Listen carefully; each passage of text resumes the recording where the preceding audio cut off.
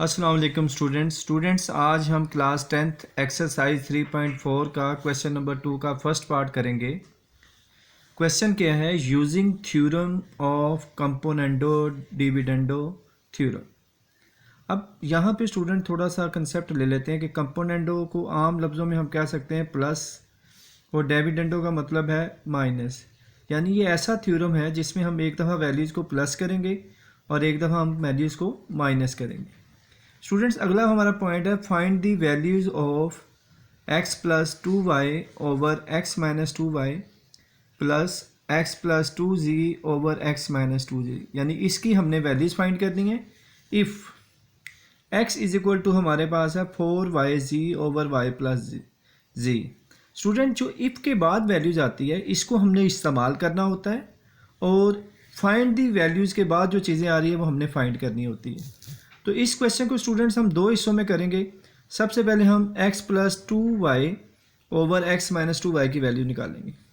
अगर हम स्टूडेंट्स गौर करें तो x और 2y एक दफ़ा प्लस हो रहे हैं और एक दफ़ा माइनस हो रहे हैं। तो अभी कंपोनेंट और डिविडेंड थ्योरम जो हमने पढ़ा था वो यही था, प्लस माइनस।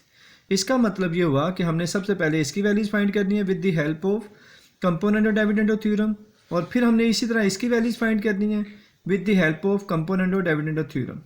So students हम स्टार्ट करते हैं क्वेश्चंस को। x is equal to if के बाद जो भी वैल्यूज दी गई है हम उसको राइट करेंगे और हम इसको सॉल्व करना शुरू करते हैं जी। स्टूडेंट्स बिल्कुल आसान सा तरीका आपको बता रहा हूँ, ये बोर्ड के एग्जाम्स में ये क्वेश्चन बार बार पूछा जाता है। तो आपने स्टूडेंट्स याद रखना है कि हमने इसकी वैल्यूज़ फाइंड करनी है। वेरी सिंपल, ये जो फर्स्ट वैल्यूज़ है ये ऊपर होगी, सेकंड वैल्यू नीचे होनी चाहिए। तो आपने क्या करना है, जो भी सेकंड वैल्यूज़ होगी, जैसे हमारे पास सेकंड वैल्यूज़ 2y है तो हमने क्या करना है, इस इक्वेशन को बोथ साइड 2y से डिवाइड कर देना है। यानी हम लेफ़्ट साइड को भी 2y से डिवाइड कर देंगे और राइट साइड को भी हम 2y से डिवाइड कर देंगे। जब हम दोनों तरफ 2y से डिवाइड कर देंगे तो फिर हमने देखना है कोई कटिंग हो रही तो कटिंग कर देंगे। आप देखें ये 4 2 से कट हो जाएगा, हमारे पास क्या बचेगा 2, और y की y से कटिंग हो जाएगी तो हमारे पास क्या बच जाएगा सिर्फ z। यानी ऊपर क्या बच गया 2z और नीचे क्या बच गया y प्लस z, और ये वैसे ही आ गया x ओवर 2y। स्टूडेंट जब हमने ये x ओवर 2y और 2z over y plus z निकाल लिया है तो अब हम इसके ऊपर कंपोनेंट और डिविडेंड थ्योरम अप्लाई कर देंगे बाय अप्लाइंग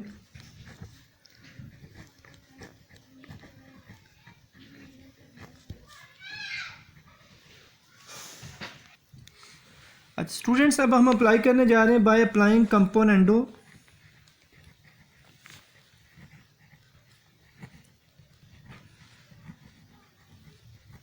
डिविडेंडो थ्योरम। अब कंपोनेंट और डिविडेंड थ्योरम क्या है, दोनों वैल्यूज़ को एक दफ़ा प्लस कर लेंगे, ऊपर वाली वैल्यूज़ और नीचे वाली वैल्यूज़ को एक दफ़ा प्लस कर लेंगे और एक दफ़ा दोनों वैल्यूज़ को माइनस कर लेंगे।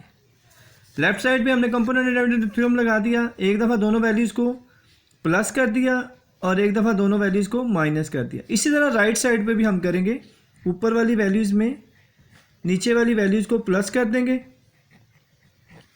और ऊपर वाली वैल्यूज़ में नीचे वाली वैल्यूज़ को माइनस कर देंगे। तो यानी लेफ्ट साइड पे भी कंपोनेंट और डिविडेंड थ्योरम लग गया, राइट साइड पे भी। अब जो राइट साइड है इसको हमने सिंप्लीफाई कर लेना है।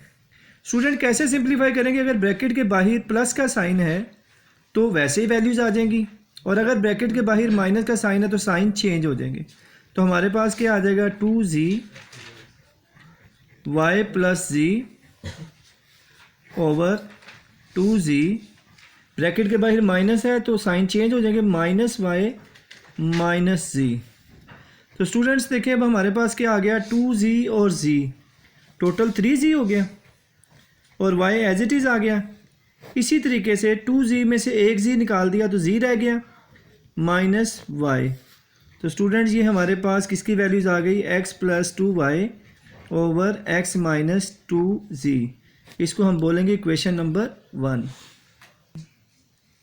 अच्छा स्टूडेंट, देखा हमने x प्लस 2y और x ओवर माइनस 2y की वैल्यूज़ फाइंड कर ली। अब हमें x प्लस 2z और x माइनस 2z की वैल्यूज़ फाइंड करनी है। z over x minus 2z की वैल्यूज़ फाइंड आउट करने के लिए हमें दोबारा से इफ़ वाली वैल्यूज़ को लेना होगा। तो इफ़ वाली वैल्यूज़ क्या है हमारे पास? इफ़ वाली वैल्यूज़ हमारे पास है x is equal to 4yz over y plus z। अब देखिए, अब क्योंकि हमने x प्लस 2z फाइंड करना है तो हमारे पास सेकंड वैल्यूज 2z है।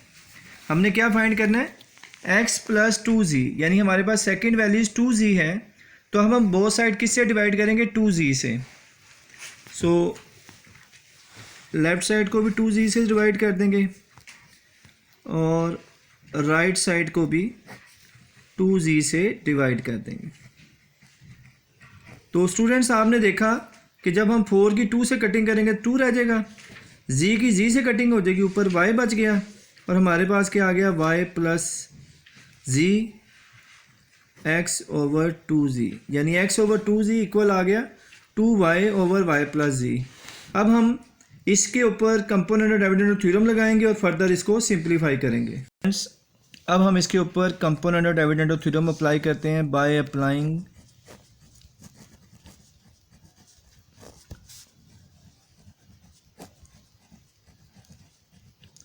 कंपोनेंडो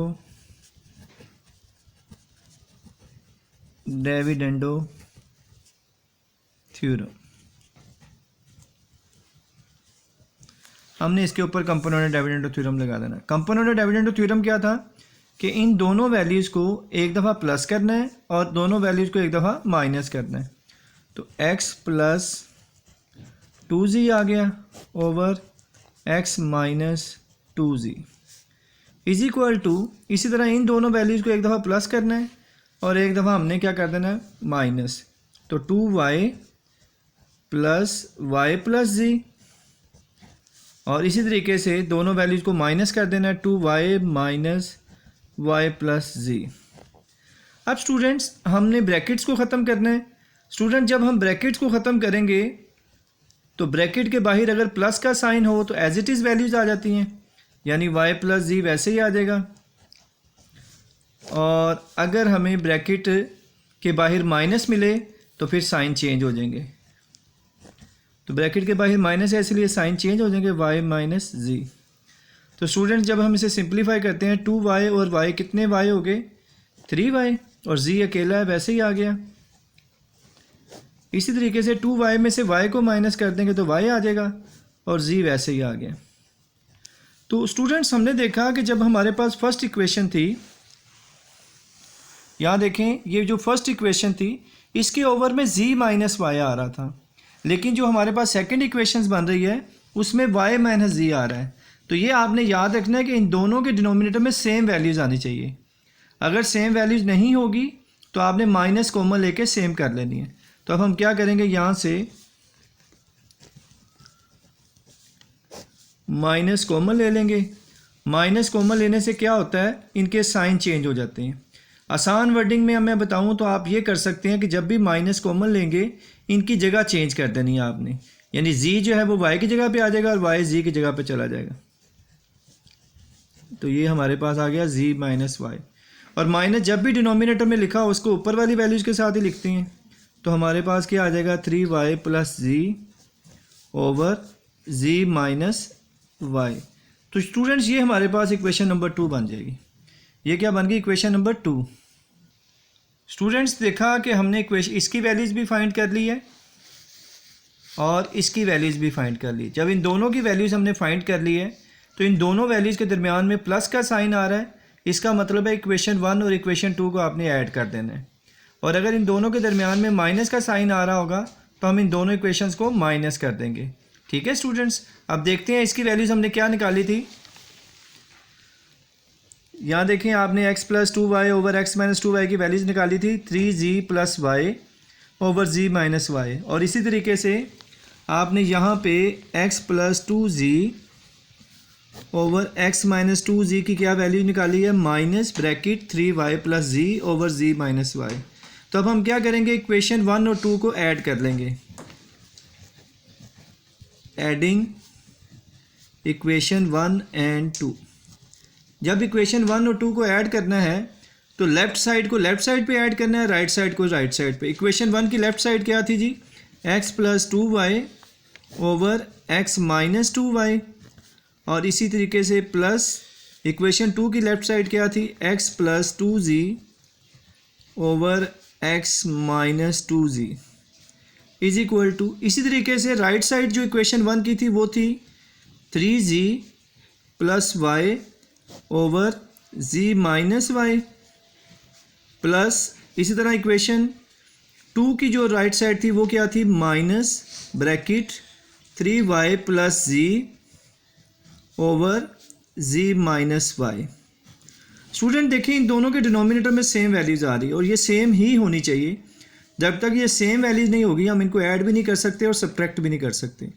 अब मज़ीद सिंप्लीफाई करते हैं, 3z plus y over z minus y, plus minus क्या होता है स्टूडेंट्स, माइनस, और ये 3y प्लस z वैसे ही आ गया और z माइनस वाई वैसे ही आ गया। स्टूडेंट्स हमारे पास दो इक्वेशंस हमारे पास आ चुकी हैं। स्टूडेंट्स अब देखिए दोनों के डिनोमिनेटर में सेम वैल्यूज़ है तो हम इनका एलसीएम ले लेंगे। इनका एलसीएम क्या आ जाएगा, z माइनस वाई ही आ जाएगा। अगर डिनोमिनेटर में सेम वैल्यूज़ हो तो वही एलसीएम आ जाता है और ऊपर वाली वैल्यू जो होती हैं वो वैसे ही ब्रैकेट में आ जाती हैं, 3z plus y minus 3y plus z। ठीक है, जब डिनोमिनेटर सेम होगा तो वही एलसीएम में आ जाएगा और जो ऊपर वैल्यूज लिखी होंगी वो भी सेम ब्रैकेट्स में आ जाएंगी। दरमियान में माइनस है तो माइनस आ जाएगा, प्लस है तो प्लस आ जाएगा। अब स्टूडेंट्स क्या करेंगे, इन ब्रैकेट्स को ओपन करते हैं। अगर किसी भी ब्रैकेट के बाहर कोई साइन ना हो या प्लस का साइन हो तो उसकी वैल्यूज़ वैसे ही आ जाती हैं, और अगर किसी ब्रैकेट के बाहर माइनस का साइन हो तो साइन चेंज हो जाते हैं। तो ये क्या आ जाएगा, माइनस 3y माइनस z, यानी ये दोनों रकमें प्लस की थी ये दोनों माइनस की होगी, ओवर z माइनस वाई वैसे ही आ जाएगा। इस तरह स्टूडेंट्स देखेंगे 3z में से z निकाल देंगे तो क्या आ जाएगा, 2z, और y माइनस 3y क्या होगा, minus 2y over z minus y. Students अब इन दोनों में क्या चीज़ कॉमन है, 2। जब हम 2 कॉमन लेंगे तो क्या आ जाएगा, z minus y over z minus y. अब देखिए ऊपर नीचे सेम वैल्यूज आ गई, इनकी कटिंग हो गई तो हमारे पास आंसर क्या आ गया, 2। और ये किसका आंसर आया है, x plus 2y over x minus 2y plus x plus 2z over x minus 2z। तो स्टूडेंट्स ये था हमारा एक्सरसाइज क्वेश्चन नंबर 2 का फर्स्ट पार्ट जो हमने कंप्लीट किया है। ये बोर्ड के एग्ज़ाम्स के अंदर मस्ट है, ये लॉन्ग क्वेश्चन बोर्ड के एग्ज़ाम में हर साल तकरीबन आता है। आपने इसकी अच्छे तरीके से प्रैक्टिस करनी है। नई वीडियो तक के लिए इजाज़त दीजिएगा, अल्लाह हाफिज़। जिन लोगों ने अभी तक चैनल को सब्सक्राइब नहीं किया वो जल्द से जल्द चैनल को सब्सक्राइब भी कर लें और बेल आइकन पर क्लिक करें ताकि आने वाली हर नई वीडियो आपको मिल सके। अल्लाह हाफिज़।